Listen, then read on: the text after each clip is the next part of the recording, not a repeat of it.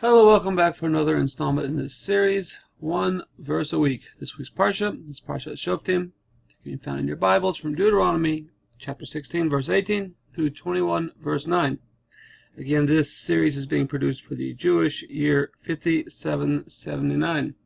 If you have found this series or any of my other projects to be of benefit, to be useful to you, I wish you would consider subscribing to this channel.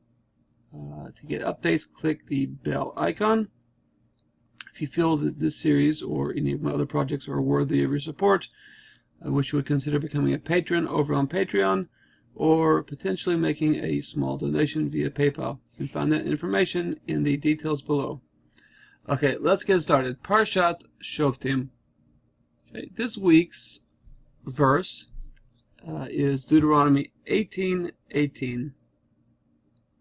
The Hebrew, Navi Akim Lahem Mikerev Achehem Kamocha Vanatati Devarai Befiv Vadiber Alehem Et Kol Asher Atzavenu. One more time. Navi Akim Lahem Mikerev Achehem Kamocha V'natati Divarai Befiv V'diber Alehem Et Kol Asher Etzavenu. Okay, so the verbs Akim comes from the Shorish Kuf Vav Mem. It means to stand up or to erect. Could also be rendered as establish. So Akim, this is in the Pa'al form. Pa'al Binyan, this is in the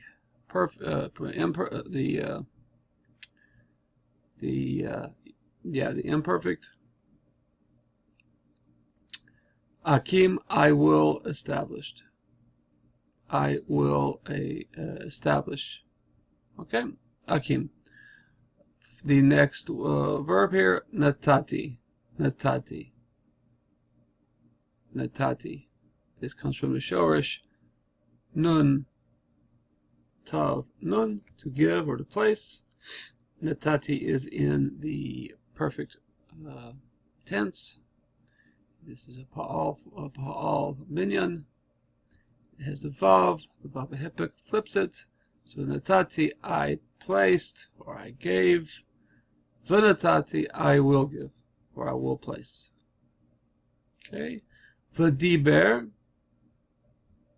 this is a shorish we've seen before, but not in this exact binyan and conjugation. Diber, the shorish is daled bet resh. Speak. So diber, notice that there's a different pattern in the vowels here. One that perhaps you have not seen as much at this point. This is in the so-called PL binyan. Okay, and it is a perfect third-person masculine singular, and it is so the PL. The PL binyan is not terribly different from the Pa'al binyan. It mostly represents an intensification of the Pa'al. So particularly an intensive active. It's not passive. No sort of passive voice here. So it's intensive active. So diber still means he spoke. Just like davar would have meant he spoke, but it is with more of a tone, an intensive tone. It's not something we necessarily hear with our English ears. Okay, so he spoke. The vav is a vav hipik. It flips it to the future or the imperfect. So v'diber means and he will speak, again with that intensive tone. Okay, atzavenu, this is imperfect, comes from the shorish tzadi vav hey. It's the shorish that we've seen. It means command. This is where the word mitzvah, commandment, is formed from this shorish. Okay, so aleph is a prefix that indicates that it is a first person singular imperfect. So atzavenu, I will command. And then nu with the dagesh and the nun. Nu here is a object, an object pronoun ending.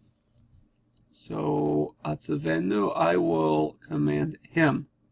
So nu is the third person masculine object ending, it not to be confused with nu as in anachnu. The dagesh will be the point of differentiation there. When it has a dagesh, it is going to be a object ending. Okay, so atzavenu, I will command him. Okay, let's look at our non-verb words here. A navi. Navi, this is a word that we have seen before, a prophet. Kerev. Kerev means midst. Achehem comes from the word ach, means brother. Achim is plural brothers. Achehem, this is possessive ending. Achahim, their brothers. Kamocha. Kamo is like, and cha is you. Kamocha, like you. Okay, devarai. This is a possessive form here. So devar means word. Devarim means words. And you add the possessive yud for my onto the back. The mem drops out and it becomes davarai. Davarai, my words. Davarai. And then finally, for this time around, befiv. Befiv. It means his mouth. The word here is peh, means mouth. And in this instance, it takes a yud vav ending. The hey drops out. So it becomes fiv. That means his mouth.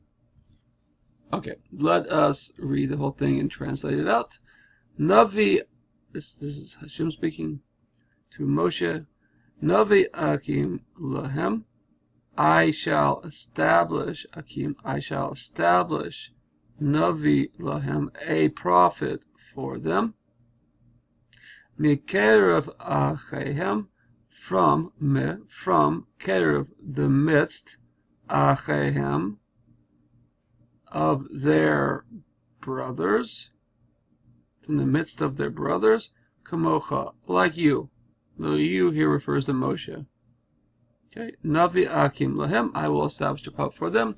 Mikerev achehem, from the midst of their brothers, meaning who's them? That is the Klal Yisrael, the Jewish nation, the Israelite nation. Mikerev achehem, kamocha, like you, Moshe, like you, Moses. The you refers to Moses. And Hashem says further, V'natati, and I will place Devarai, my words, befiv, in his mouth.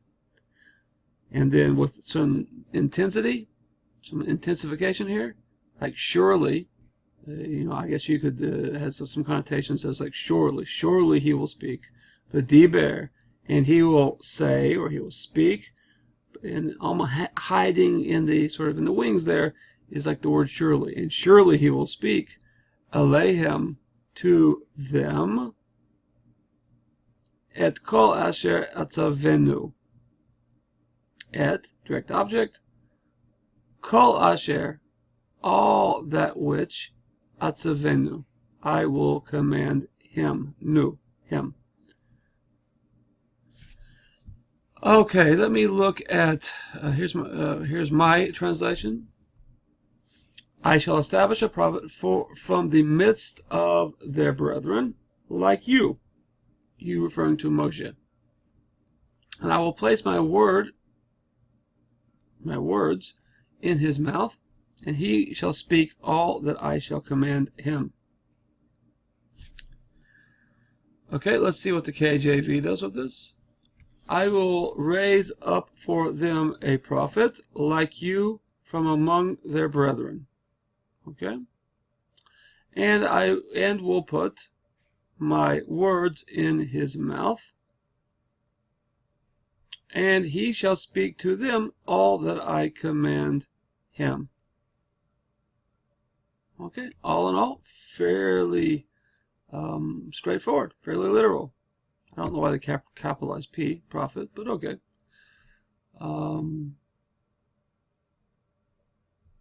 Yeah, otherwise, I think it is pretty spot on. NIV, I will raise up for them a prophet, okay, like you, from among their fellow Israelites.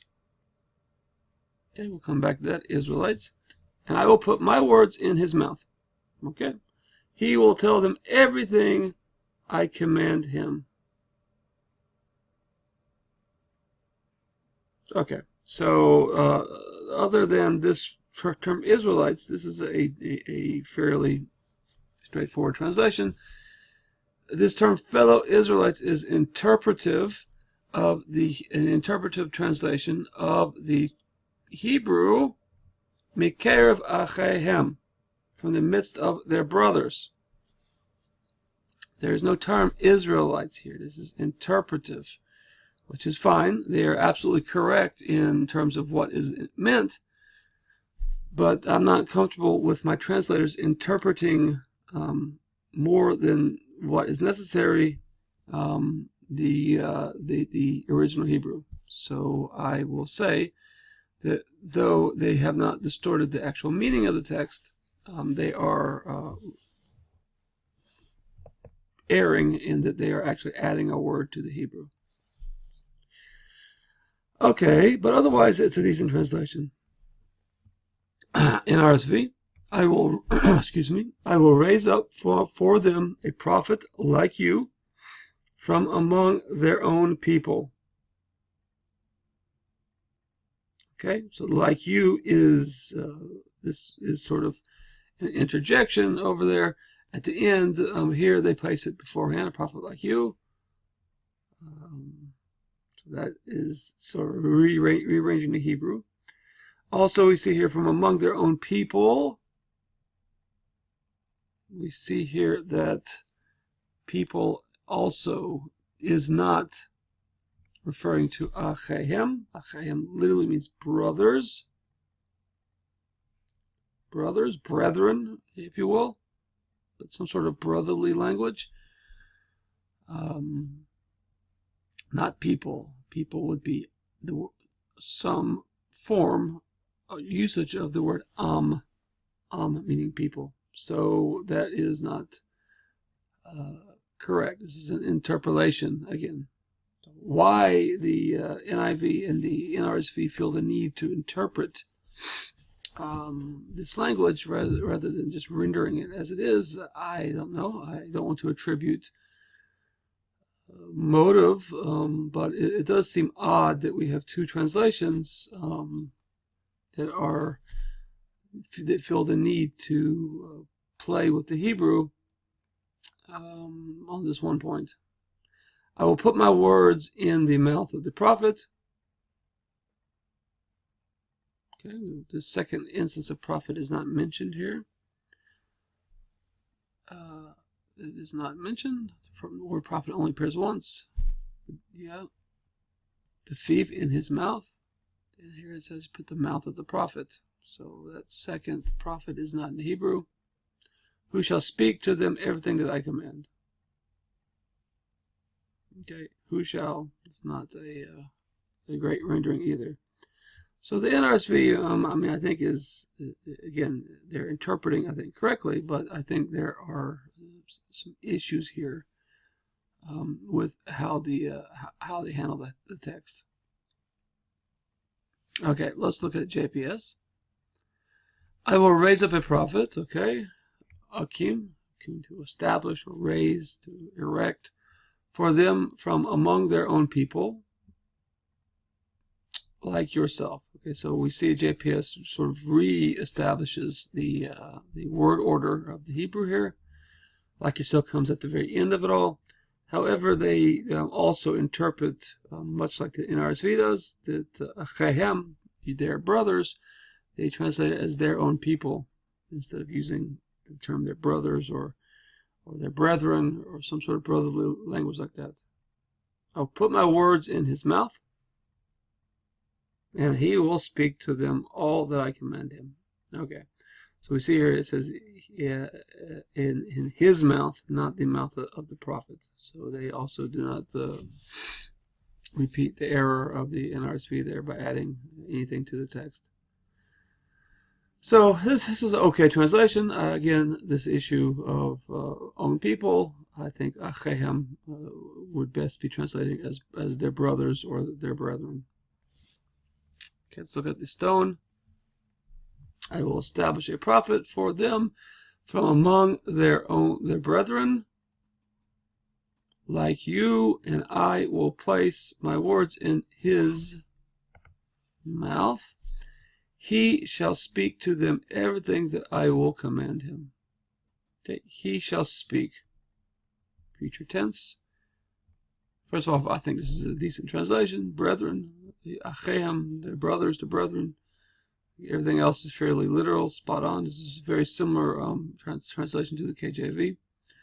I'll also look at this issue here of he shall speak, diber, that I will command him. Also, the verbs in this last clause are the tense. He will speak, I will command JPS. Who shall speak to them everything that I command. Everything that I shall command. Everything that I will command is what it should be. So, etzavenu is in a imperfect, so we would commonly translate that as future tense. All that I command him. I think everything I shall or I will command would be a shade better. Well, he will tell them everything I command him. Okay. Also, I would expect a some sort of future tense there. He shall speak to them all that I command him. Okay, all that I shall command him would be a bit better. So I think of the selection here, the KJV and the stone are the better of all the translations. With the stone nosing out, because I like that the stone chooses to use for an imperfect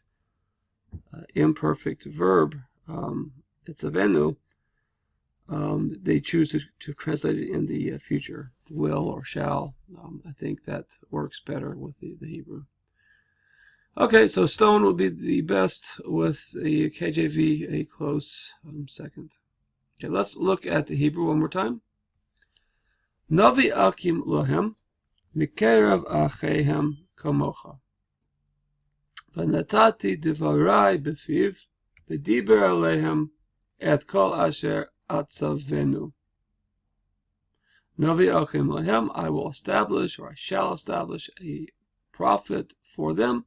Mikerav achehem, from the midst of their brothers, their brethren. Kamocha, like you, Moshe. V'natati, and I will place, divarai befiv, my words in his mouth. But diber alehem, and he shall speak in some sort of intensive sense. So we could say he surely shall speak, or something like that. Alehem, to them, et kol asher atzavenu, all that I shall command him. Okay, very good. It's another week, another verse. I appreciate you learning along with me. Kol tuv, hatzlacha rabba. Keep learning.